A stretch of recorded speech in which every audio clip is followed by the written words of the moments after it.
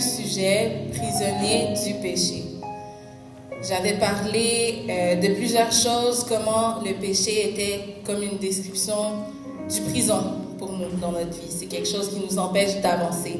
Donc on ne peut pas être à la tête si on est prisonnier du péché en fait. Donc je vais juste faire un résumé rapidement parce qu'il y a plusieurs personnes qui n'étaient pas là. Donc j'ai dit une phrase qui était importante. Le péché c'est comme vivre dans une prison mais la porte est grande ouverte. Donc, ça veut dire qu'on est en prison. Par exemple, la porte est ouverte pour nous. On peut sortir du jour au lendemain. L'accès est là pour nous. Jésus nous attend de l'autre côté. Mais on reste prisonnier parce qu'on est tellement confortable. On est tellement rendu habitué que c'est une zone de confort. Puis on veut rester. On ne voit pas le besoin de sortir d'une prison. Donc, c'est quitter notre zone de confort avant qu'il ne soit trop tard. Donc la porte peut être grande ouverte pour nous, l'opportunité est là pour nous, mais si on reste, un jour il peut être trop tard. Il y a quelque chose de grave qui peut arriver dans notre vie qui fait en sorte que l'opportunité que Jésus nous a laissée est partie. Et qu'on ne veut pas attendre jusqu'à ce jour-là qu'il soit trop tard, c'est maintenant le jour. Amen. J'ai aussi parlé de la liberté. Donc, en anglais, c'est freedom. Et j'ai remarqué que le mot freedom est composé de deux mots. C'est composé de free, qui est libre, et dom, qui vient du mot dominion. Et puis, j'ai remarqué dans Genèse, ça dit que Dieu nous a donné la dominion. Il voulait qu'on domine sur la terre. Alors ça, c'est la liberté qu'il nous a donnée dès le départ. C'est pas seulement quand Jésus ne nous a pas libérés, mais on avait déjà cette liberté de faire nos propres choix, de prendre nos propres décisions. C'est quelque chose que Dieu a planifié pour nous dès le départ. J'ai écouté au courant de la semaine un prédicateur aux États-Unis, aux Bahamas, qui est vraiment bien connu au nom de Myles Munroe. Il a dit une phrase qui m'a accrochée un peu parce que j'étais dans le sujet justement de la liberté, de l'emprisonnement. Et lui est venu avec cette phrase-là.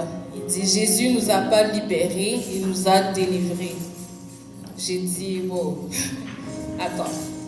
Jésus nous a pas libérés, il nous a délivrés. » Il fallait vraiment que je réfléchisse sur le sujet.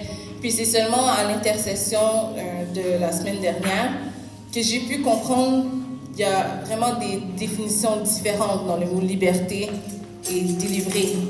Qu'on va voir ensemble c'est quoi la différence. Pourquoi Jésus ne nous a pas libérés, mais il nous a délivrés, en fait.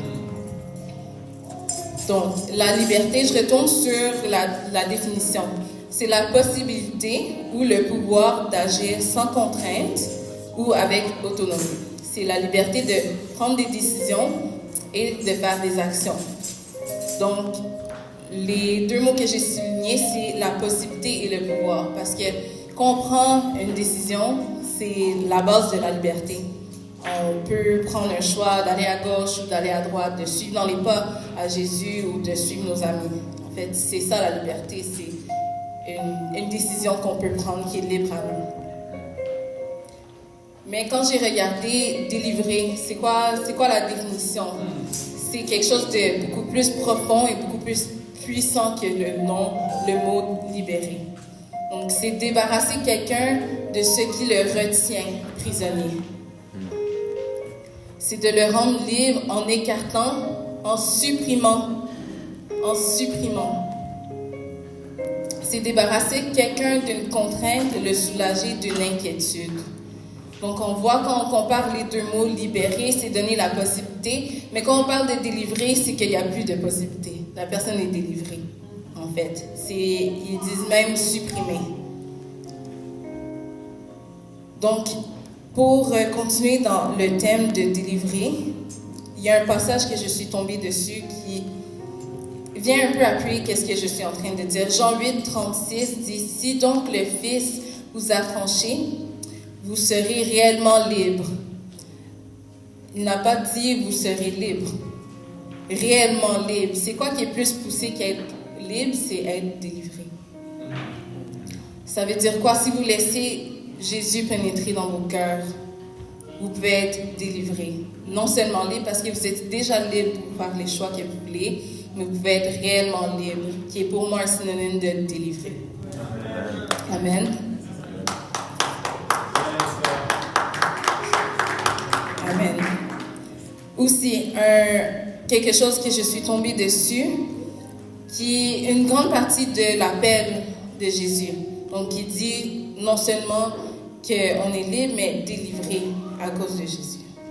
Donc, Luc 14, 18, « L'Esprit du Seigneur est sur moi, parce qu'il m'a oint pour annoncer une bonne nouvelle aux pauvres. Il m'a envoyé pour guérir ceux qui ont le cœur brisé, pour proclamer aux captifs la délivrance et aux aveugles le recouvrement de la vue, pour renvoyer libres les opprimés. » Donc vraiment, ici on voit la définition de délivrer quelqu'un. On est complètement guéri de tout. Si on est aveugle, on voit. Il n'y a plus de retour en arrière en fait quand on est délivré. Amen. C'est la différence de liberté et délivré. Quand on est libre, il y a possibilité de prendre du recul et retourner dans les mauvais choix. Mais quand on est délivré, il n'y a plus de retour en arrière. Jésus nous a délivrés de tout ce qu'on était opprimés. Amen. Même si on est en prison. Quand tu es libre, tu peux retourner en prison. Yes. Mais délivré, il n'y a pas de retour. Amen. Donc je dis, si nous refaisons les mêmes erreurs fois après fois, c'est la preuve que nous sommes libres, mais pas délivrés. Donc parce que comme je dis, on peut faire le choix d'aller dans la mauvaise direction, vouloir changer, on veut tellement changer, mais on n'est pas délivré qu'on n'arrête pas de refaire et refaire ces mêmes choses. Une personne peut être libérée de la prison et se retrouver dans la même prison la semaine suivante. Mais pourquoi? C'est parce que cette personne-là n'a pas été délivrée de toutes les choses qui apaisent dans son cœur, de toutes les actions que cette personne-là pose, le fait retourner en prison. Mais qui croit avec moi que Jésus, quand il délivre quelqu'un, c'est pas pour le remettre en prison. C'est pour le libérer, le délivrer de toutes choses qui peuvent possiblement l'apporter en prison. Moi, je crois ça. Si quelqu'un croit ça, on peut dire Amen. Amen.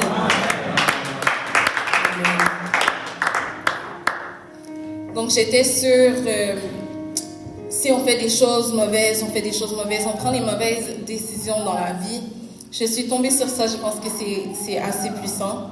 Romains 7, 18. Ce qui est bon, je le sais, n'habite pas en moi, c'est-à-dire dans ma chair. J'ai la volonté, mais non le pouvoir de faire le bien. Car je ne fais pas le bien que je veux, et je fais le mal que je ne veux pas. 20, c'est ce qui m'a beaucoup marqué.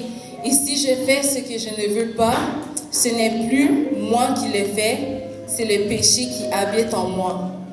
Vous ne trouvez pas que c'est lourd? C'est quelqu'un qui a tellement de péchés, qui a tellement de honte, qui fait juste refaire les mêmes choses. Mais pas parce qu'il veut, c'est parce que le péché l'emprisonne en fait. On ne peut pas vivre emprisonné de nos péchés. Il faut demander la délivrance à Jésus. Comme ça, on ne retourne jamais. On ne fait pas les choses qu'on ne peut pas. Il faut être délivré pour que ça l'arrête de se reproduire. Amen. Amen. Juste avant de finir, je veux parler à la jeunesse. Vous voyez, en anglais, quand on compte les chiffres, on se rend compte de l'adolescence et seulement pendant 7 ans. Quand on compte, on dit 12, 13, 14, 15, 16, 17, 18, 19. Fait que de 13 ans à 19 ans, on est des adolescents. Mais on est des adultes pour le restant de nos vies. C'est en anglais qu'on compte, en anglais, on commence à reconnaître ça. La phase d'adolescence, les décisions que vous prenez dans votre phase d'adolescent va déterminer qu'est-ce qui arrive dans votre vie d'adulte. C'est quelque chose qui va vous suivre pour le restant de votre vie. Alors, pendant que vous êtes ici à l'église, pendant que vous prenez la décision de venir, utilisez ce temps pour impacter cette génération que vous vivez dedans. La dernière chose que je veux finir avec, c'est de briser les chaînes. Parce que oui, on a des chaînes, on a beaucoup de choses qui se passent dans nos vies, on voit des choses, on vient à l'église, mais la journée qu'on sort de l'église, on peut voir quelqu'un se battre dans la rue, on peut voir tout ce qui est l'opposé de ce qu'on vient d'entendre. Donc, ce que je veux dire, c'est soit que vous êtes dans la position où vous connaissez quelqu'un qui a besoin que les chaînes brisent dans sa vie. Quelqu'un qui a besoin de non seulement sortir de la prison, mais qui ne doit plus jamais y retourner. Que ce soit quelqu'un qui vole, quelqu'un qui aime trop l'alcool, peu importe si vous connaissez quelqu'un, je vous demande seulement de prier pour cette personne. Quand vous avez le temps, priez pour que les chaînes se brisent dessus cette personne. Parce que la liberté, c'est bien, mais la délivrance, c'est mieux. Amen. Amen.